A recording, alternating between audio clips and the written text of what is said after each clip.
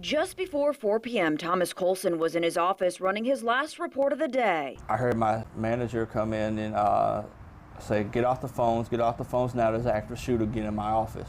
Stunned, the 40-year-old 6'4" account clerk jumped up. When I came around the corner, one of my co-workers had been knocked down, and I was helping her up and did not realize the gunman was right beside us. Face to face with the suspect, and it wouldn't be the first time. I heard one co-worker say, get in my office, have a big file cabinet, we can barricade the door. Along with Ryan Keith Cox, Colson started guiding co-workers to shelter. I was going back down to cubicles to make sure, there was nobody else there. And when I was heading that way, I came across the gunman the second time, walking directly towards me.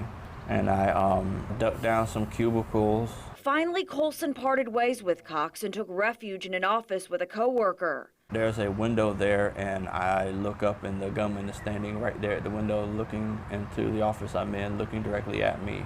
Locking eyes a third time. I mean, it just seems so unreal and when I saw the victim out on the stairs, on the steps in the back, I looked at him, I was like, this is definitely not a drill. Hours later, he would learn his 12 co-workers were dead.